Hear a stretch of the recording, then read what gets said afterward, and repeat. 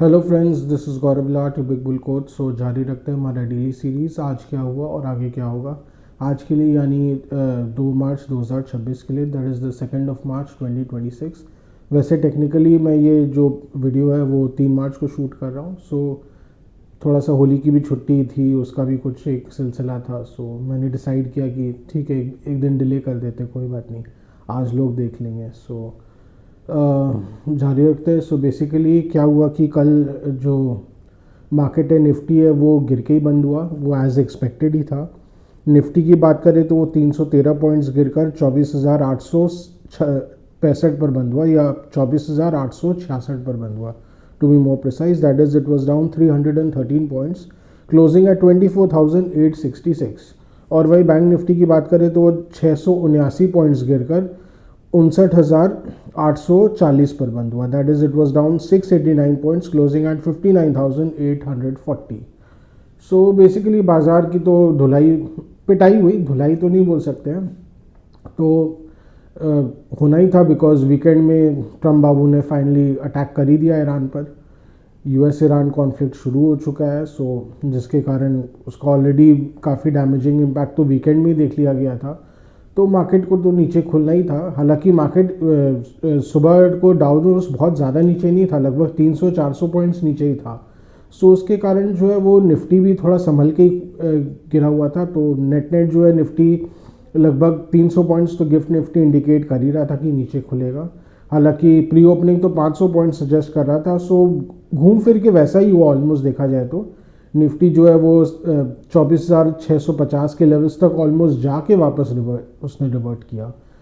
सो कल ज़्यादातर old economy stocks ही नीचे थे, एनर्जी स्टॉक्स काफ़ी नीचे थे, एक्सेप्ट फॉर जो ऑयल कंपनीज है लाइक ONGC, जो बेसिकली जिनको फ़ायदा होता है क्रूड ऑयल के दाम बढ़ने से।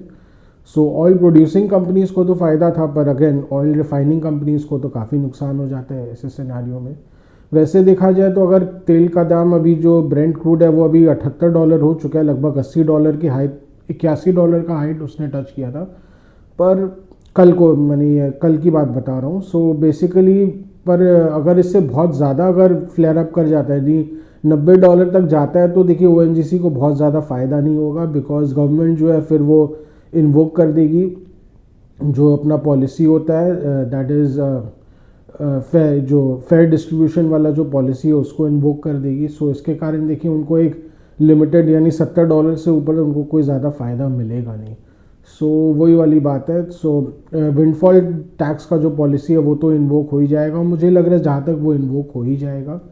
सो उससे देखिए रिलायंस को भी थोड़ा बहुत नुकसान होगा, क्योंकि लास्ट टाइम जब विंडफॉल टैक्स लागू था, यानी 2 साल पहले 2023-24 तक तो ये लागू था, तो उसके कारण देखिए रिलायंस के जो रिफाइनिंग मार्जिन्स में कमी आ रही थी और रिलायंस को थोड़ा नुकसान तो हो रहा था। तो इसीलिए आप देखिए तो रिलायंस इंडस्ट्रीज़ का स्टॉक नीचे था, लगभग 2.5% नीचे था आज, और उसके कारण भी मार्केट दबाव में था। बैंक निफ्टी काफ़ी नीचे था, और ऐसे तो बैंक निफ्टी ने संभलने की कोशिश की, पर कोई फ़ायदा ही नहीं हुआ, क्योंकि वापस ऊपर से सेलिंग आना ही था, जिसके कारण जो बैंकिंग स्टॉक्स फिर वापस नीचे जाते गए। HDFC बैंक काफ़ी नीचे आ गया, 875 के लेवल्स पे आ गया। सो ये तो मोटा मोटी होना ही था। उसके अलावा मिड कैप्स की भी पिटाई हुई। हालांकि मिड कैप इंडेक्स तो है वो नीचे से 1000 पॉइंट रिकवर किया, ऑलमोस्ट 57,000 तक चला गया था मिड कैप 100, वहाँ से रिवर्ट करके 58,000 के ऊपर बंद हुआ है। सो कहीं ना कहीं साफ इंडिकेट करता है कि नीचे के लेवल्स में वहाँ पे भी बाइंग है, और मोस्ट लाइकली देखिए इंस्टीट्यूशनल बाइंग आया है। So last towards the second half जाते जाते निफ्टी जो है वो ऑलमोस्ट 24,600 के लेवल्स पे आ ही गया था, पर साफ दिखा वहाँ से जो रिवर्सल आया है, it was mainly initially led by bank Nifty. Bank Nifty में जो शार्प रिवर्सल आया, आप चार्ट्स में देख लीजिए, एकदम साफ दिख रहा है बैंक निफ्टी में एकदम शार्प रिवर्सल आया है, एंड इट वाज सजेस्टिंग कहीं ना कहीं रेस्क्यू बाइंग आया है DIS की तरफ से, तभी बाजार वो संभला।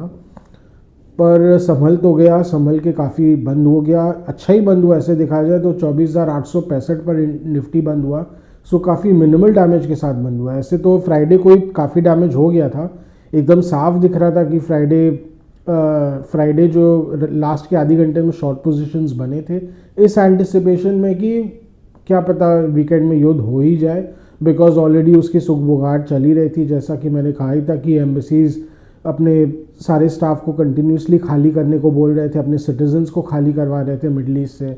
तो ऑलरेडी उसकी सुगबुगाहट तो थी कि कभी भी छिड़ सकता है, और वो हुआ ही फाइनली।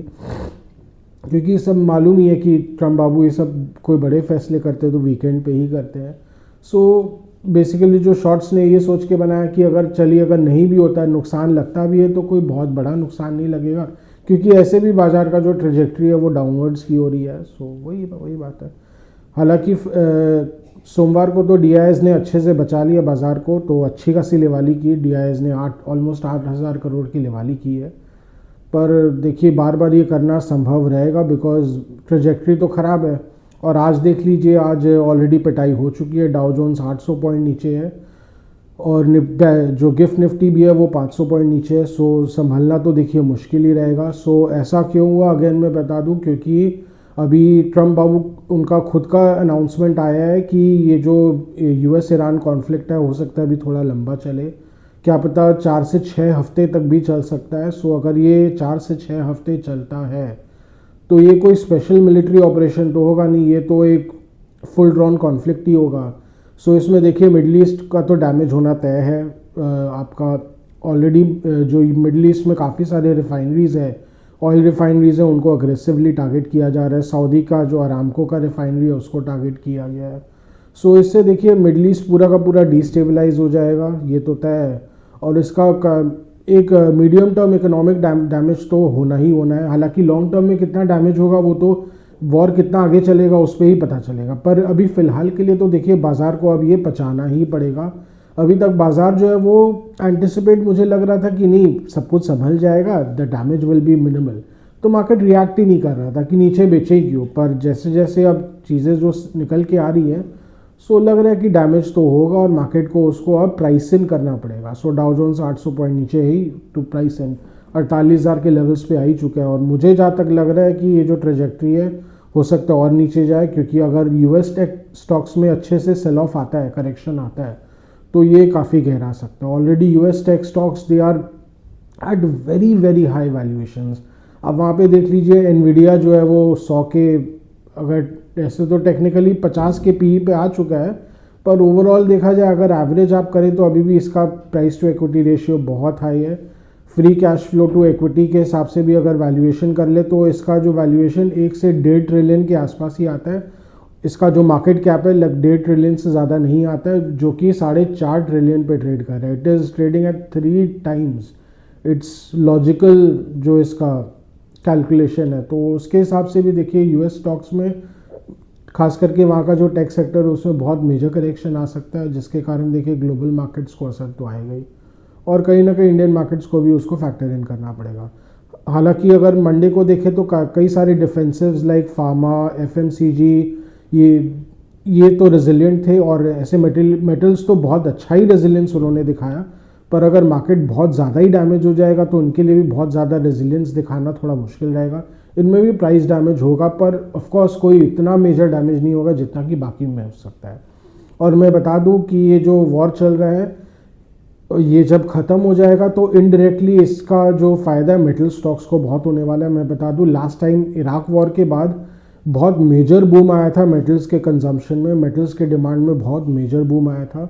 सो क्या पता इस बार भी वो चीज़ रिपीट हो सकता है। जब ईरान पूरी तरह क्या तबाह हो जाएगा वॉर के बाद, फिर उसको रीबिल्ड करना पड़ेगा, तो रीबिल्ड करने के लिए दुनिया भर का स्टील लगेगा, एल्युमिनियम लगेगा। तो ये सब स्टॉक्स, ये वन ऑफ द रीजंस थे मुझे जहाँ तक लग रहा है। अभी तक कोई मेजर करेक्शन कल नहीं आया था, और हो सकता है आने वाले दिनों में कोई बहुत मेजर करेक्शन आए भी नहीं मेटल स्टॉक्स में। नहीं भी आता तो भी they will become very lucrative, क्योंकि आगे चल के फिर बहुत अच्छा डिमांड आएगा, रिकन्स्ट्रक्शन डिमांड आएगा। So they will really do well in the coming 1 to 2 years। So ये सब देखिए मेरा असेसमेंट है। यहाँ पे कहीं ना कहीं इन्वेस्टर्स को अपॉर्चुनिटीज़ खोजते रहने चाहिए। तो बैड मार्केट में भी कहीं ना कहीं देखिए अपॉर्चुनिटीज़ आएंगे। उसके अलावा mid caps and small caps की जब अच्छी धुलाई होगी तो वहाँ पे बहुत अपॉर्चुनिटीज़ आएंगे।